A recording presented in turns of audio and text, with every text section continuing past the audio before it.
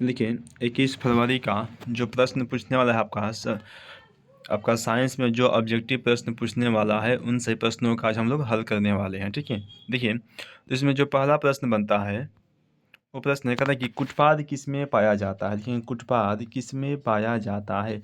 ठीक है, तो इसका उत्तर लिखेंगे कि अमीबा में।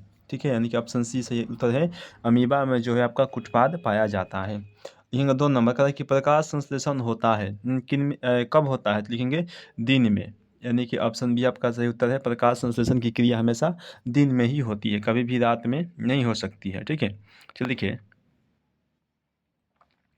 अगला प्रश्न आपका 3 नंबर का था कि क्लोरोफिल वर्णक का रंग है, यानी क्लोरोफिल जो वर्णक है उसका रंग कैसा होता है, तो लिखेंगे हरा।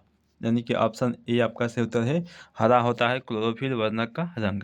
लिखिए अगला प्रश्न है 4 नंबर का था कि रक्त में आयरन की कमी से होने वाला रोग कौन सा है, तो लिखेंगे उत्तर एनीमिया। ठीक है, ऑप्शन सी आपका सही उत्तर है एनीमिया। एनीमिया जो है, अगर रक्त में यानी कि ब्लड में आपको आयरन की कमी होगा तो आपको एनीमिया नामक रोग हो जाता है। तो देखिए 5 नंबर लिखेंगे, कहता कि कवक में पोषण की कौन सी विधि है। जो कवक है उसमें पोषण की कौन सी विधि है, लिखेंगे मृतजीवी। यानी कि ऑप्शन बी आपका सही उत्तर है मृतजीवी। लिखिए अगला प्रश्न लिखेंगे 6 नंबर, कहता कि ऑक्सीजन क्या है। ऑक्सीजन क्या है, लिखेंगे इसका जो उत्तर होगा वो होगा हार्मोन। ठीक है, ऑक्सीजन जो होता है हार्मोन होता है, और यह जो हार्मोन होता है किस में पाया जाता है। ऑक्सीजन जो हार्मोन होता है वो पेड़ पौधों में पाया जाता है, ध्यान रखेंगे। ठीक है, तो लिखिए अगला प्रश्न 7 नंबर का कि मनुष्य में वृक्क से संबंधित कौन है। ठीक है, लिखेंगे उत्सर्जन से। यानी कि जो वृक्क होता है वह उत्सर्जन से संबंधित होता है। अगला प्रश्न देखिए 8 नंबर, कह रहा है कि स्वपोषी पोषण के लिए आवश्यक, यानी कि क्या जो है आवश्यक है स्वपोषी पोषण के लिए, तो CO2 भी चाहिए, क्लोरोफिल भी चाहिए और सूर्य का प्रकाश भी चाहिए, यानी कि इनमें से सभी। ऑप्शन डी मारेंगे, इनमें से सभी।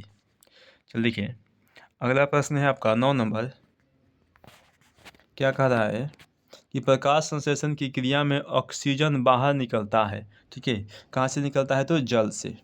यानी कि ऑप्शन ए आपका सही उत्तर है, जल से बाहर निकलता है। अगला प्रश्न देखिए 10 नंबर का था कि मैग्नीशियम पाया जाता है। ठीक है, तो मैग्नीशियम जो होता है वो क्लोरोफिल में पाया जाता है, यानी कि ऑप्शन ए आपका सही उत्तर है क्लोरोफिल में।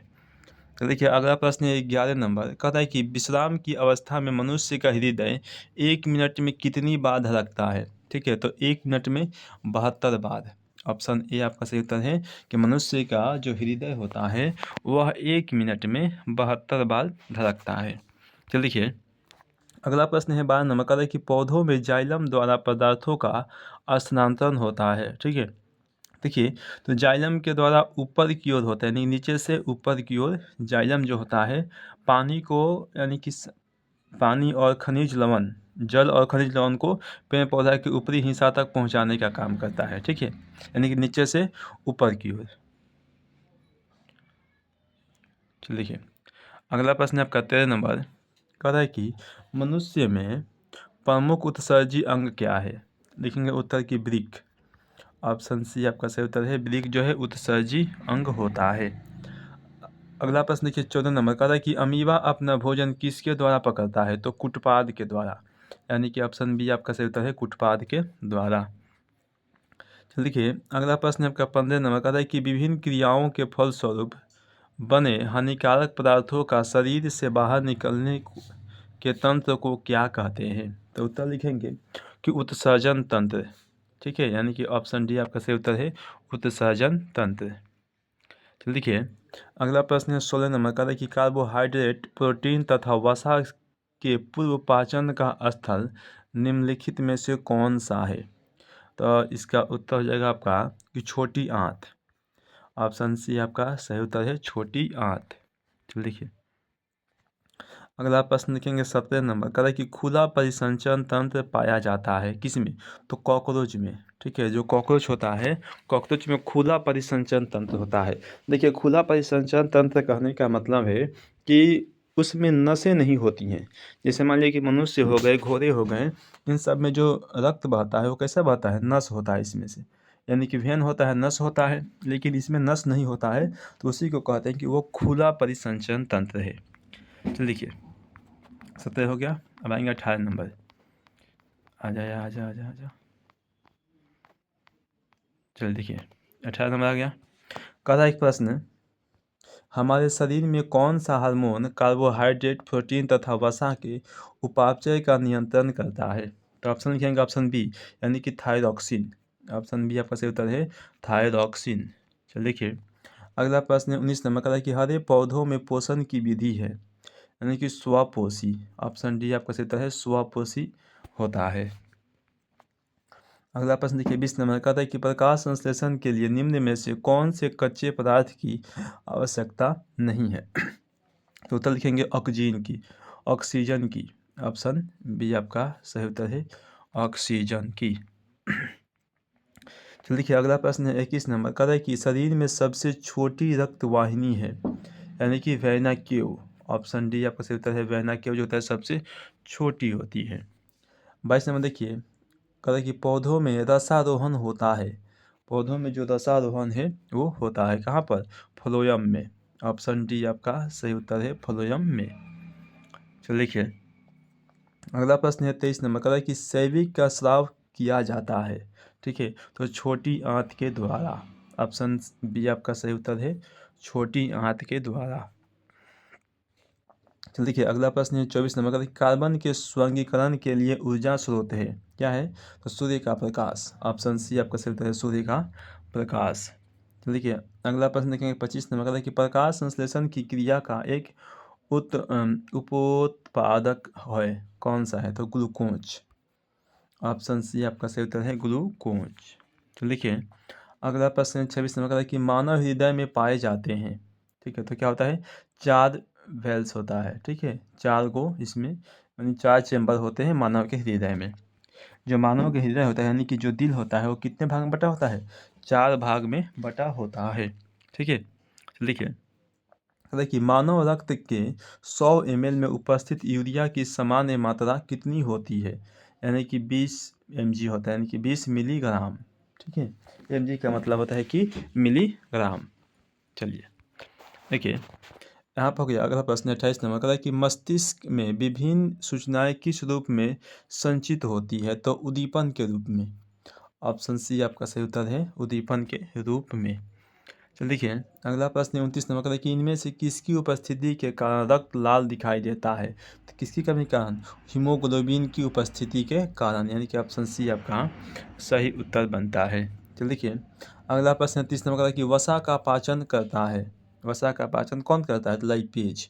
कौन करता है? लाइपेज, यानी कि ऑप्शन सी आपका सही उत्तर है लाइपेज। चलिए देखिए अगला प्रश्न 31 नंबर का है कि वाष्पोत्सर्जन कैसी प्रतिक्रिया है? तो लिखेंगे कि भौतिक प्रतिक्रिया, यानी कि ऑप्शन बी आपका सही उत्तर है भौतिक प्रतिक्रिया।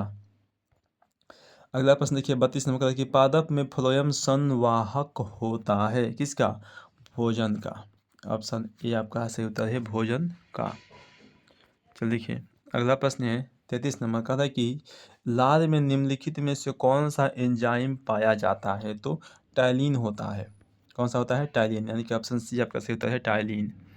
चलिए देखिए अगला प्रश्न देखेंगे 34 नंबर का है कि अनायासिक रस में निम्नलिखित में से कौन एंजाइम पाए जाते हैं? तो आंसर होगा आपका एमाइलेज एवं माल्टेज। ऑप्शन ए आपका सही उत्तर है। तो देखिए 35 नंबर है कि भोजन का मुख्य रूप से अवशोषण होता है कहाँ पर? इलियम में, यानी कि ऑप्शन डी आपका सही उत्तर है इलियम में। तो देखिए अगला प्रश्न है आपका 35 के बाद है 36 नंबर आ जाएंगे। तो देखिए 36 में प्रश्न है कहता है कि प्रकाश संश्लेषण की क्रिया में उत्पन्न होता है क्या होता है? तो कार्बोज। क्या उत्पन्न होता है? कार्बोज। ऑप्शन बी आपका सही उत्तर है। चलिए देखिए 9 मिनट का हो गया ना, चलिए कोई बात नहीं। अगला प्रश्न 37 नंबर का है कि प्रकाश संश्लेषण में ऑक्सीजन का मूल स्रोत क्या है? तो जल होता है, ठीक है। ऑप्शन ए आपका सही उत्तर है। चलिए अगला प्रश्न देखते हैं 38 नंबर का है कि सांस लेने और छोड़ने को क्या कहते हैं? ठीक है, तो इसको कहते हैं श्वासोच्छ्वास, ठीक है, श्वासोच्छ्वास।